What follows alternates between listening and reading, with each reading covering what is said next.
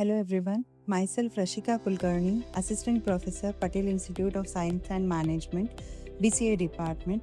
So today we are going to talk about the impact of ChatGPT on education, its challenges, its opportunities, and all. We are going to do a brief introduction on the ChatGPT, its opportunities and its challenges. So first we'll understand what is ChatGPT. So ChatGPT, the long form of the ChatGPT is a generative predefined uh, transformer. So why it is called as a generative predefined transformer? Okay, so we were discussing about the ChatGPT. So what is the long form of the ChatGPT? It is a generative predefined transformer.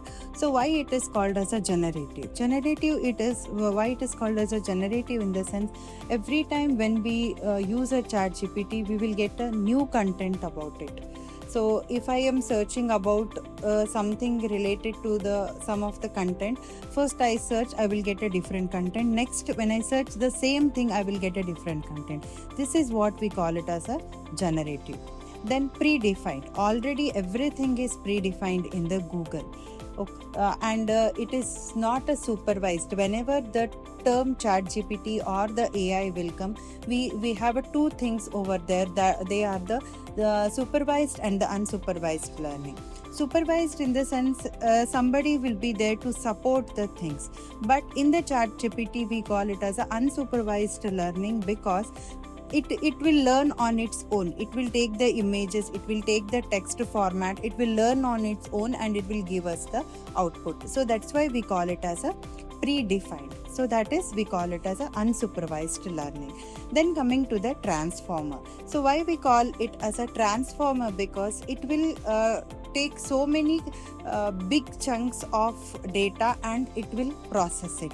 Other things, it will take a line by line or word by word, and then the processing of the data will be there.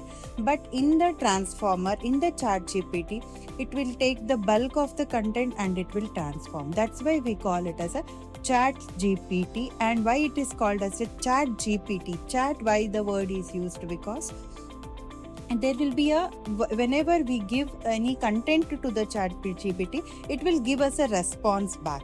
So that we call this type of conversation, we call it as a chatting. So that's why it is called as a chat gpt. So mainly we use ChatGPT for the natural language processing. What is a natural language processing? Is whatever the language we use commonly. For example, English is our natural language. So that natural language will be processed and we will get the output in whatever the way we want. Either it can be an image, or either it can be a text format, or it can be an animation format, or it can be a code format, or whatever the format we want, it will be processed and we will get the output. So that's why we use the chat gpt for the natural language processing, we call.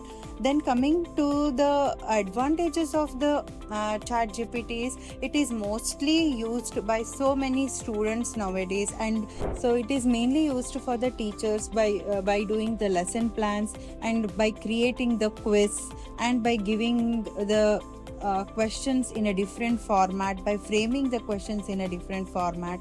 So, and by doing the some of the notes content also, by just giving the summary of the notes, and all those things can be done. And this is how it will be useful for the teachers also, and it is mostly used by the students also nowadays. So the whenever the whenever we are discussing about some term, then we have both the advantages of it, opportunities of it, challenges regard to it. The same way, ChatGPT is also having some of the advantages, challenges, opportunities, all the things. So we will discuss about the opportunities of the ChatGPT. So the first opportunity or the first advantage we take about the ChatGPT is personalized learning. So what is a personalized learning? Students can make use of the chat GPT, but the thing is they have to ask the questions in a proper way, then only we will get the proper answers.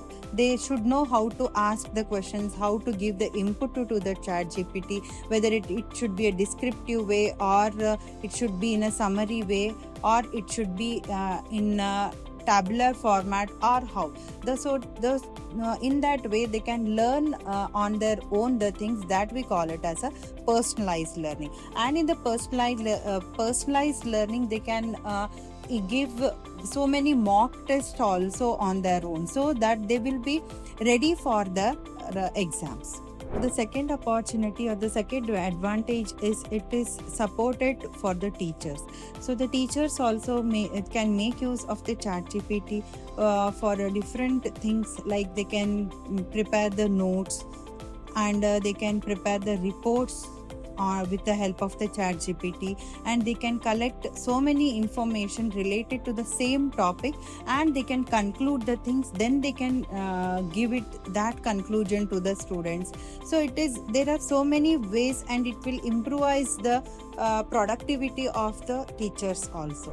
The next advantage of the chat GPT is it improves the accessibility. What is the meaning of improves accessibility? It is used by each and everyone. There is no barrier for the language and all.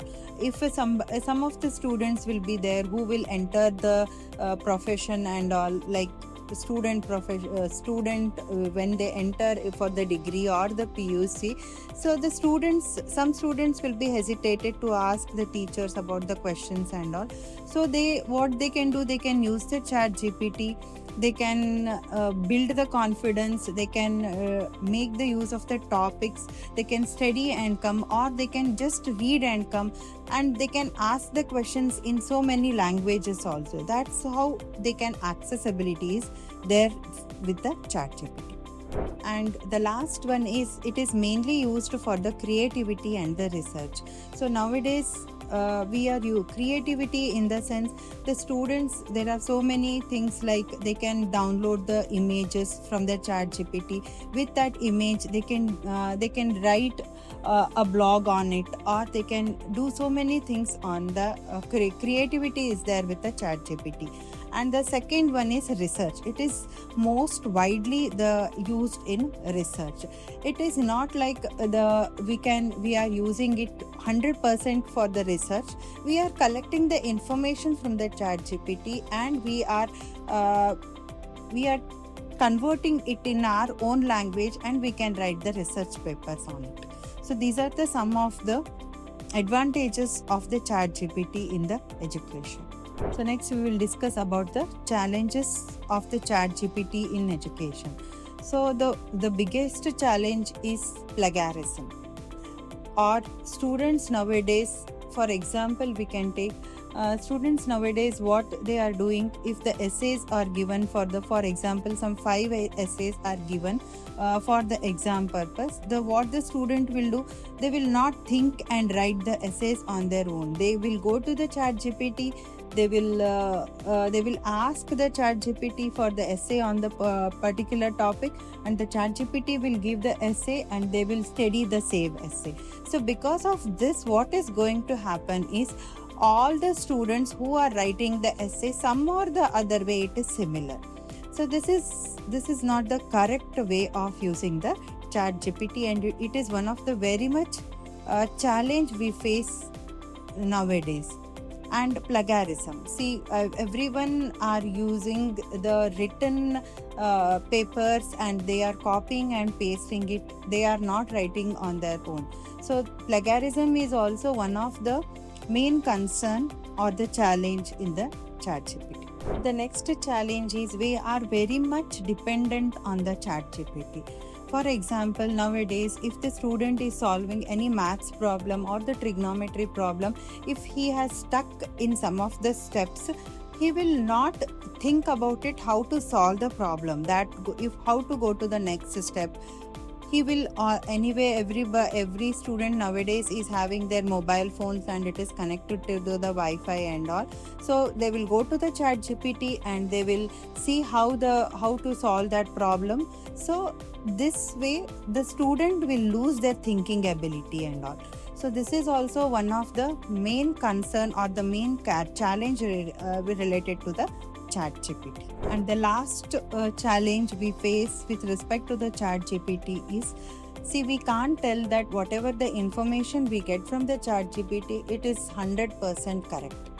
It is not like it is 100% correct. We have to make sure that whatever the information or the data we are getting from the chat GPT, it is we have to cross check it with so many other things, and then only we have to make assured that it is the information is correct. So sometimes we may get a wrong data because it is not the one who it is only generating the data. It is a human fed data. It is that data only. It is doing some of the